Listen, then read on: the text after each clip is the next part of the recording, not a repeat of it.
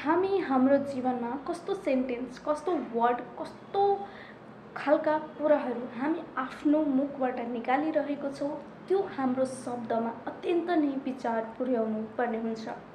नमस्कार, म आरती कुमारी स्वागत गर्दछु तपाईहरुलाई तपाईहरुकै युट्युब च्यानल म्याजिकल वर्ल्डमा, जहाँ म कुरा गर्दछु love, attraction, manifestation, self love plus म्याजिकको बारेमा, जसलाई फलो गरी हजुरहरू आफ्नो लाइफलाई पुरा टोटली 360 डिग्री चेन्ज गरी आफ्नो डिजायर लाइफ मेनिफेस्ट गर्न सक्नुहुन्छ।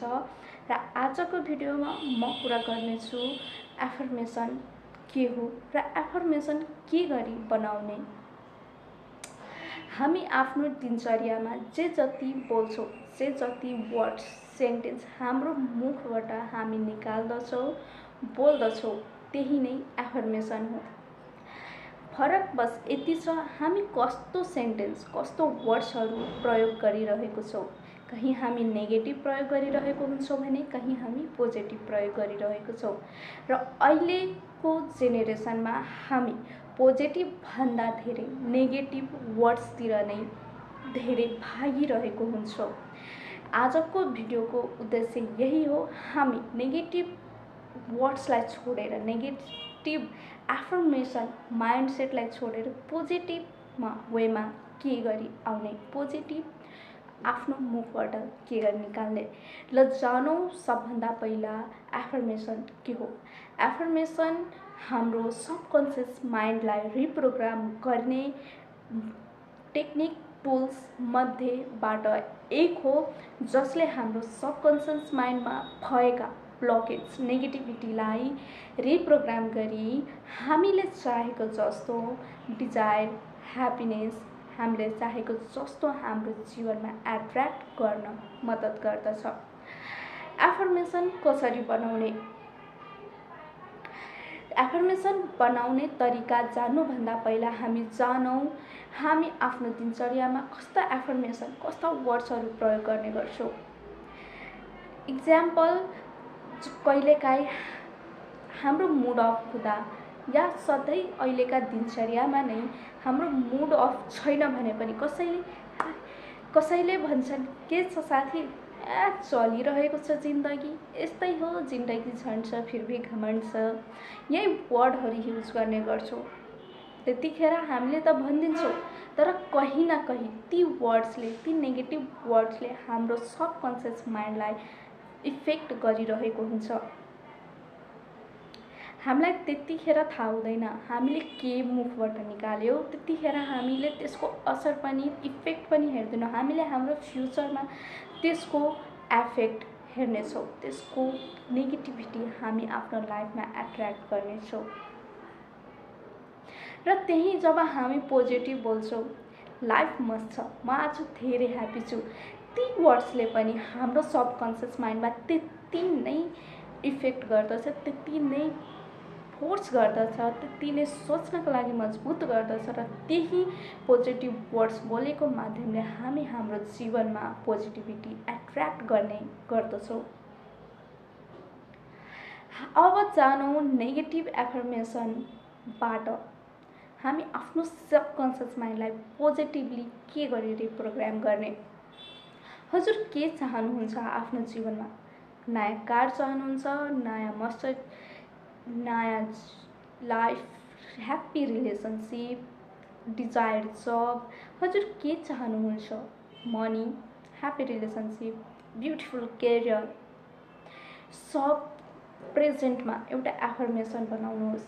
इक्जाम्पल, हजुर जब मेनिफेस्ट गर्दै हुनुहुन्छ, भन्नुहोस्, आई थ्याङ्क यू युनिभर्स, यो जब मसँग अलरेडी छ, म यो जब गरिरहेको छु। भित्रबाट महसुस गर्नुहोस्, याद राख्नुहोस्, फिलिङ इज द की।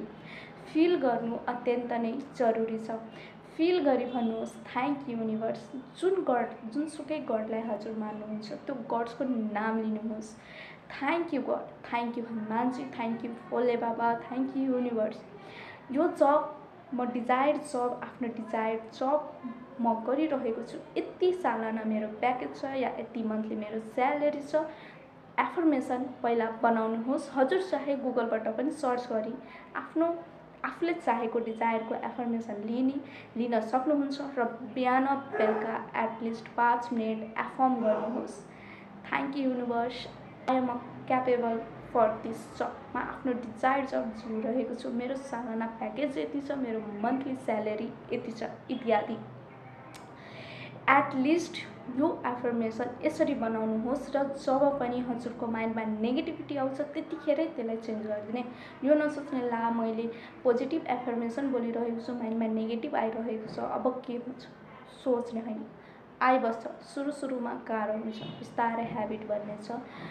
बिस्तारै ह्याबिट बन्ने एटलिस्ट 1 मन्थ गर्नुहोस् र यसको रिजल्ट हेर्नुहोस्। कहीँ न कहीँ हजुर आफै महसुस गर्नुहुन्छ कि हजुर 1 मन्थभन्दा अगाडि कस्तो हुनुहुन्थ्यो, कस्तो वर्ड्स आफ्नो मुखबाट निकाल्नुहुन्थ्यो र 1 मन्थ पछि यो टेक्निक फलो गरिसकेपछि कस्तो फिलिङ छ हजुरको। र एफर्मेसन बोलेर मात्र हुँदैन, फिल गरेर मात्र हुँदैन, एक्सन्स लिनु पनि जरुरी छ। एक्सन लिनु, इन्स्पायर एक्सन लिनु। जब मेनिफेस्ट गर्दै हुनुहुन्छ, इन्टरभ्यू दिनुहोस्, एप्लिकेसन भर्नुहोस्, जबको तयारी गर्नुहोस्। यो सानोतिनो यिनीहरू जब मेनिफेस्ट गर्नुभन्दा पहिलाको एक्सन हो, एक्सन लिनुहोस् र साथसाथै ल अफ एट्र्याक्सन पनि फलो गर्नुहोस्, एफर्म गर्नुहोस्। बिहान बेलुका एफर्म गर्नुहोस्, जब टाइम मिल्छ त्यतिखेर एफर्म गर्नुहोस्। या बाटोमा सबभन्दा धेरै जब बाटोमा कसैलाई जब गरेको हेर्नुहुन्छ नि, आफै मनमा भन्नुहोस्, थ्याङ्क यू युनिभर्स, म पनि आफ्नो डिजायर जब गरिरहेको छु, मेरो पनि स्यालेरी यति छ, म पनि यस्तो लाइफ जिइरहेको छु। एफर्म गर्नुहोस्। कसैप्रति जलन, स्याडनेस, कसैप्रति केही ईर्ष्या, डाहा नराख्नुहोस्। आफूलाई बेस्ट बनाउनुहोस्, आफूमाथि काम गर्नुहोस्। एटलिस्ट 5 मिनट बिहान र साँझमा गर्नुहोस् र हेर्नुहोस् यसको म्याजिक। एफर्मेसन पनि धेरै नै पावरफुल तरिका हो, धेरै नै पावरफुल तरिकाहरूमध्ये एक हो। यसले पनि हजुरको जीवनलाई अत्यन्तै राम्रो बनाइदिनेछ। हजुरले चाहेको जस्तो मेनिफेस्ट गरेर ल्याइदिनेछ। हजुरको सामु प्रत्यक्ष यसले थालमा खाना हालिदिन्छ नि आमाले, त्यसरी नै परोसेर दिनेछ। बस सही उपयोग गर्न जान्नु पर्यो। आजको भिडियो बस यति नै। म आरती कुमारी आशा गर्दछु हजुरहरूले एफर्मेसन के हो, कसरी एफर्मेसन बनाउने तरिका राम्रोसँग बुझ्नु भएको होला र आफ्नो जीवनमा फलो गर्नुहुन्छ। म फेरि मिल्नेछु हजुरहरूसँग केही च्यानलमा नेक्स्ट टपिक अझ राम्रा ल अफ एट्र्याक्सन सम्बन्धित राम्रा पावरफुल टेक्निकहरू साथ। भिडियो राम्रो लागेमा च्यानललाई सब्सक्राइब गर्नुहोस्, भिडियोलाई लाइक गर्नुहोस्, सक्दो आफ्नो फ्रेन्ड्सहरू, आफ्नो फ्यामिलीहरूसँग सेयर गर्नुहोस् ताकि तिनीहरूले पनि फलो गरी आफ्नो लाइफलाई, डिजायर लाइफ मेनिफेस्ट सकोस् र च्यानललाई सब्सक्राइब गरी यो म्याजिकल वर्ल्ड च्यानलको फ्यामिलीको हिस्सा बन्नुहोस्। हस्त, धन्यवाद, जय श्री राम।